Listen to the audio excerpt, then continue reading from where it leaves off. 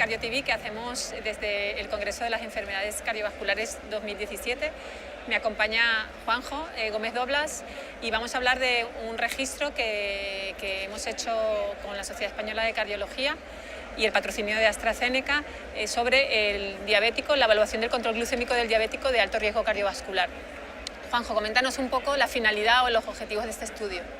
Pues mira, este estudio se diseñó en principio por la idea de que los diabéticos en principio son pacientes de muy alto riesgo cardiovascular, como todos sabemos, pero realmente tenemos no siempre una formación adecuada de cómo manejamos estos pacientes desde el punto de vista del cardiólogo. Es un paciente que muchas veces compartimos con la atención primaria, que la atención primaria también tiene una elevada responsabilidad en el manejo de este paciente, pero que quizás nosotros también somos artífices de su seguimiento en algunos momentos de su historia natural. Y lo que queríamos saber realmente es como en ese grupo de pacientes de muy alto riesgo cardiovascular que vemos tanto en primaria como en atención hospitalaria en cardiología, cómo estaban evaluados, de cómo era el control de sus objetivos, no solo desde el punto de vista de su control glucémico, sino también de los otros factores de riesgo como puede ser la hipertensión o como puede ser el control de los niveles de LDL, ¿no? Y además también valorar qué tipo de estrategia farmacológica se está haciendo ahora en el manejo de estos pacientes desde el punto de vista del tratamiento antidiabético o hipoglucémico. Digamos que es un estudio transversal y que tiene dos puntos de corte, ¿no? Lo que vamos a presentar ahora es el resultado del primer punto de corte que se hizo el año pasado, ¿no? Exactamente, es un estudio que trata de ver cómo evoluciona en el tiempo esta estrategia de manejo del paciente diabético y cómo se maneja en el control de los objetivos en esta población de alto riesgo, pero lo que nosotros vamos a comentar ahora es precisamente la primera cohorte, la primera que ya se realizó a lo largo del año pasado y de los que ya disponemos los resultados, ¿no? Coméntanos un poco, Juanjo, las características de la población. ¿Hay diferencia entre el diabético de alto riesgo que ve el cardiólogo frente al de atención primaria? Sí, el paciente de alto riesgo cardiovascular que es diabético se definió en función de diferentes criterios. Uno es el que utilizamos habitualmente, que es el paciente que ya ha tenido un evento, que es el que utilizamos los pacientes que vemos la mayoría de los cardiólogos, el paciente que ya tiene algún evento cardiovascular y además es diabético. Pero también se utilizó en otros dos criterios. El paciente que tenía un alto riesgo cardiovascular porque tenía más de 2 factores de riesgo cardiovascular, además de ser diabético, y un tercero es que por la escala de score, la que se utiliza mucho en atención primaria para la valoración del riesgo de estos pacientes, eran diabéticos y tenían un score elevado y por tanto también se clasificaron así. Obviamente cuando analizamos la población desde el punto de vista de qué tipo de población vemos cada uno, pues la gran mayoría de los pacientes que vemos los cardiólogos eran pacientes con alto riesgo cardiovascular, pero porque habían tenido un evento previo, y en cambio los médicos de atención primaria, aunque también tienen un porcentaje elevado de este tipo de pacientes, también tienen pacientes que, digamos, en pacientes de alto riesgo cardiovascular, pero llamémoslo entre comillas en prevención primaria, porque en el diabetes muchas veces de prevención primaria es difícil de discernir de la secundaria. Y en cuanto a los factores de riesgo, ¿había alguno más prevalente en las consultas de cardiología o se comportan igual en los dos tipos de pacientes? Hay algunas diferencias que son bastante justificables. Una, por ejemplo, es en el control del tabaco. En los pacientes que se atienden en cardiología diabéticos hay menos prevalencia de hábito tabáquico que en atención primaria. Esto suponemos que está relacionado porque son pacientes que como ya han tenido un evento, claro, digamos, se ha incidido mucho más en que abandonen. ¿no? Exactamente. Y también una diferencia, bueno, esto no es una diferencia, pero quizás yo lo resaltaría como un problema que ocurre en las dos poblaciones, es la elevada prevalencia de la obesidad. Con índices de más de 30 tenemos casi el 45% de la población en las dos poblaciones, tanto la que ven los médicos de primaria como la que ven los cardiólogos. Es altísima, ¿no? Sí.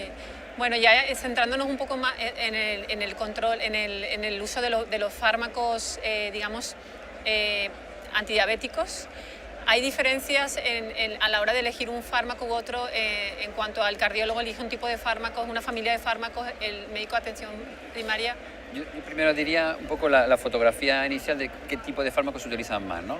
Fundamentalmente el fármaco sigue siendo la metformina, el fármaco que se utiliza en la mayoría de los pacientes, generalmente porque además suele ser el primer escalón y muchas veces se van añadiendo fármacos, entonces encontramos casi en el 70 y tantos % de los pacientes tienen metformina en las dos poblaciones, un poquito más en atención primaria. La sulfonilurea, por ponerlo en negativo, que es el fármaco que quizás está cada vez más en desuso por el problema de las hipoglucemias, pues todavía se sigue utilizando en un porcentaje que no es desdeñable, estamos hablando casi de un 10% de los pacientes. Y sobre todo un poquito más también en atención primaria que en cardiología, probablemente por las recomendaciones administrativas en algunas comunidades autónomas, ¿no? Y quizás lo que llama también la atención es que fármacos que han demostrado una reducción de eventos cardiovasculares duros, como puede ser la mortalidad, reducción de ingresos por insuficiencia cardíaca, como pueden ser los inhibidores de los SGLT2 o los análogos de los GLP-1, pues se utilizan en un porcentaje bastante pequeño en ambos ámbitos y especialmente en primaria, ¿no? Y todavía podría tener alguna explicación con los GLP-1, porque son fármacos que son de más difícil acceso, son más caros, pero sobre todo por el tipo de los pinchazos, pero sin embargo siguen siendo... Que llama la atención, ¿no? Con 45%, con más de 30, ¿no? Que estos fármacos se prescriban poco. Y entonces, un poco el resumen sería que, a pesar de que son pacientes de alto riesgo cardiovascular o con infarto, enfermedad cardiovascular establecida, y que las sulfonilureas obviamente no son los fármacos o la familia de fármacos de elección, se sigue poniendo, ¿no? en un 10%, ¿no? Y se ponen más en primaria. Eso es. Y los fármacos que han demostrado un beneficio cardiovascular se ponen poco.